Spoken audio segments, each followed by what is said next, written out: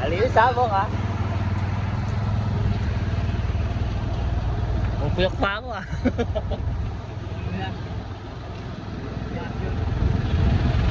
Ito update natin ngayon sa R10 July 2.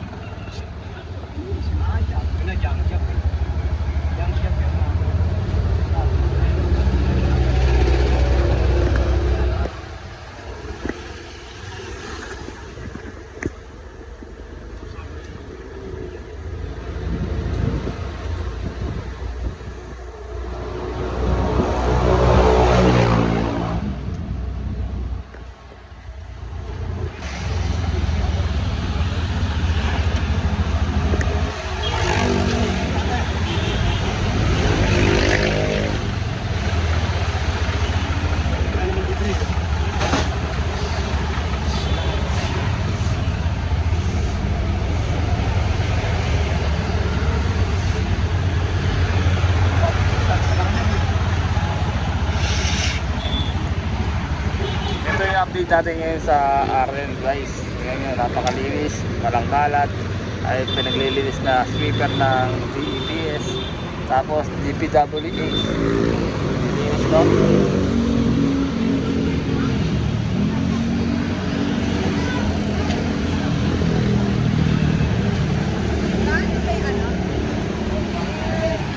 Ayan po yung update natin ngayon dito sa RN no? Nakita nyo naman na malinis, maluwag, walang kalat.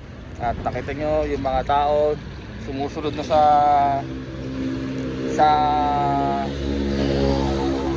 kagustuhan ng ating lungsod na muling malinis ang ating lugar. Tapat mo, linis ko. Ayan po no. Ito na yung atin ngayon. Ito yung mga PDO natin. Shoutout sa mga PDO, shoutout sa mga DPS, GEPS, shoutout sa DPWH, shoutout sa mga kasama ko sa environmental. No, ayan po yung problema lang natin dito, yung pinuntahan ni Paring Jong, Sir Jong, yung mga nandun. Kaya update natin ito.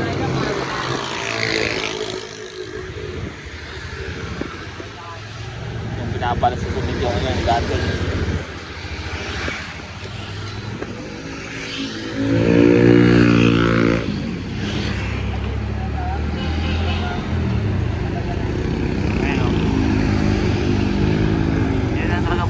Natin dito yung mga mahilig tumambay dyan, mahilig pagano dyan, magtapon ng basura. Ayun, kung nasabi na parang Sergio yan tao baka walis na. Ito yung update natin sa mga Malasi. Maluwag naman po sila dito. Problema lang dito yung nandirito.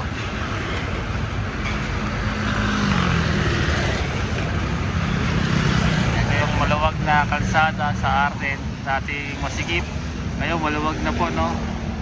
At wala na rin pong mga jumper boy na nakabalita dito sa Arden dahil tumino na yung mga tao dito.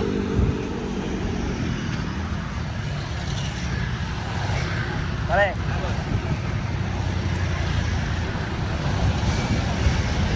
ayun lang problema talaga sa may gilid doon. Mahilig sila magtapon ng mga basura, mga sopa. Nakaraan, di ba? Nakita nyo naman, may nakahuli tayong mga sidecar, mga kariton, nagkatapon. Ito mga ito nandito naman, mga nagbibenta na po yung mga pinaghirapan. Mga lumalabag po ng patas yung mga yan. Ayan lang po ang kanilang mga hanap buhay.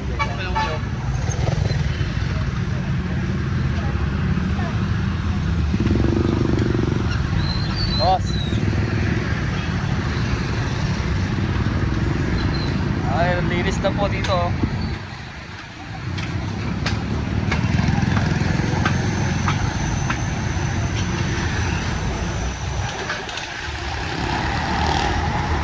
Tulad niya, nagkakaroon dito ng bayanihan, naglilinis na sila. Ayan. Yung mga basura ko nila, nilalagay nila sa sako-sako. Ayan, tulad yan. Para pag may dumaan na basura, swak na swak sa unil yan ang basura na yun. Nagkakaroon ng bayanihan dito, nagtatapan ng basura. Nalalagay na nila sa sako-sako. Hindi na yung tulad dati na tapon dito, tapon doon. Ngayon ginagawa nila na sinasako nila yung basura, no? Hindi na sila nagtatapon na gano'n, ganyan. Ayos, di ba? Kakaroon sila ng disiplina. Hindi na sila ubod ng pasaway. Ang mga pasaway na lang siguro yung mga nakita na rin na ilan na lang nagkatapon ng basura dito sa may Center Island. Hindi na sa may Center Island, sa may gilid ng Center Island nagkatapon. Mga tinatapon nila yung mga pinagkamitan na sopa, pinagkamitan na cabinet, yan ang madalas natin makita, no, sa gilid. So ngayon, hindi yung kayang kunin ng ating mga Junelian. Ang kukuha ng basura dyan ay ang ating kawaning DEPS na masisipag natin na nagrota dito. Sila Sir Egay, yung mga yan, dadampot din na po yun yan pag nagawin na sila dito kasi nagawin na po sila dyan, mamapingin na po niya na yan, kukunin na po niya na yan kagad, hindi na agad nila pinapatagal yan. Time check po natin ay 7:11 na po ng umaga, araw na to. Cute ng aso.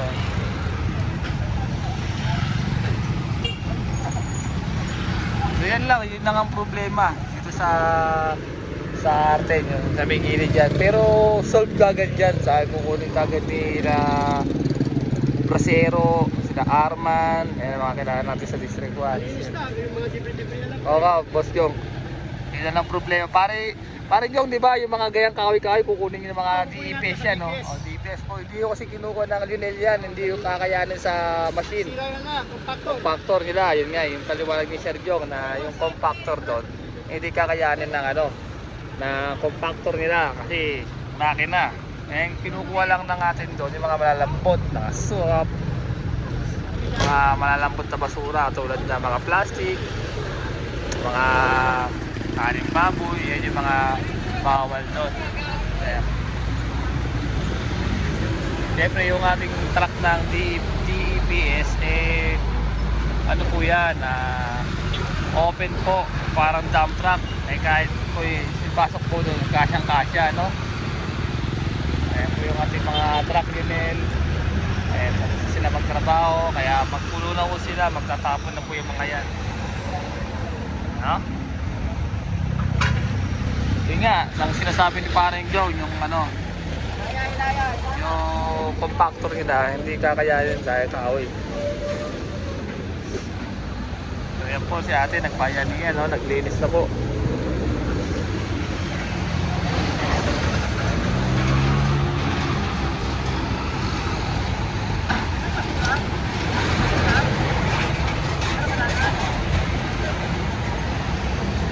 So ito naman po tayo dito sa may papuntang Kapulong. Ayan po yung Kapulong, napakaluwag. Malaya kayo makakadaan dyan. Huwag lang kayo dadaan dito sa Iwasang Bonifacio dahil nato po yung ating mga kapatid na Iglesia ni Cristo. No, nato po sila nagrarally. Napagbigyan po sila ng ating doon, mag-rally doon. Last day po yata, no, nalipat na sila dito sa Iwasang Bonifacio. Kasi 2 days so sila nagrarally doon sa may EDSA. Napunta naman sila dito ngayon sa Bonifacio Shrine. Ayan po. Na kayo nagrarally, kaya mag-ingat po tayo. Huwag po tayo dadaan doon kasi sarado po ngayon ang daan doon.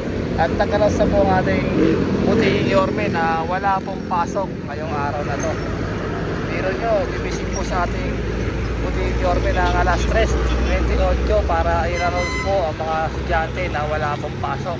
Kaya buti na lang, kaya ang gagaling ang ating alkalde na si Yorme na i-announce kagad na walang pasok ng mga estudyante nang hindi na sila mahirapan, no? So ayan po, papasalamat po tayo kay Yorme sa baga po niyang pag-announce na walang pasok ang ating mga anak, mga estudyante. So ito po, dito naman po tayo sa may lugar na Arten, pinagawa ng ating mga kami Center Island. May nagtapon na naman ng kahoy, so dadamputin po ng ating DEPS yan. At kung nagtayo naman po ng bahay dito, tanggal na. Yan po yung update na wala nang bahay dito. Okay po. maraming pong salamat at dito po magtatapos ang ating vlog July 2, 2026. Okay po, mag-iingat po tayong lahat at Manila God first.